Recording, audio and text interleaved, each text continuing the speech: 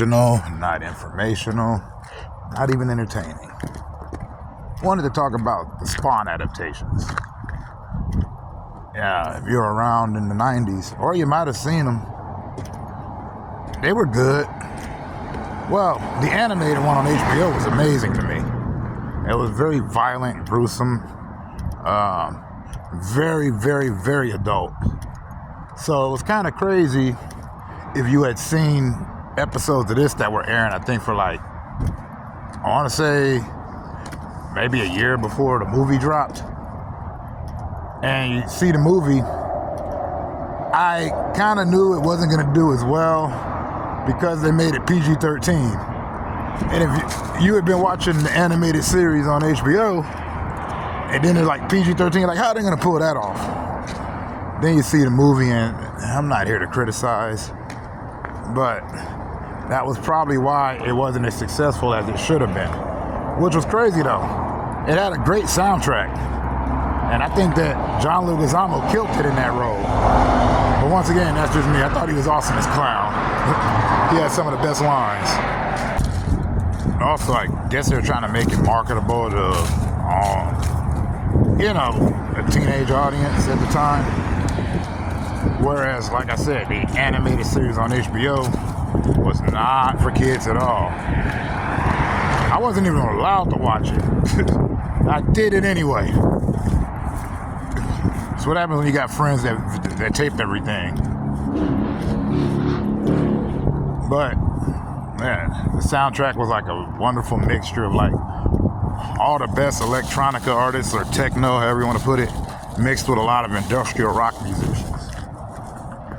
So the soundtrack was good. It had pretty good visuals for its time. It was just, like I said, I think lowering the rating like that and trying too hard to make it a superhero film is what ultimately got it messed up in the first place. I mean, it's still remembered. A lot of people still fondly remember it. So I can't really say that they did wrong or right. They just did what they did at that time. But I am still mad that the animated series only got didn't it only do 2 seasons? It might have done more, but I just remember only seeing 2 seasons of it. And it was wild. But that first season, oh boy, that was that good. I was addicted to it. And I remember also that they did a director's cut of Spawn, the movie. They just added cursing, changed a few words, but ultimately it was still the same thing, so no real difference. Like I said, they tried to make it so epic instead of just making it epic by making it good.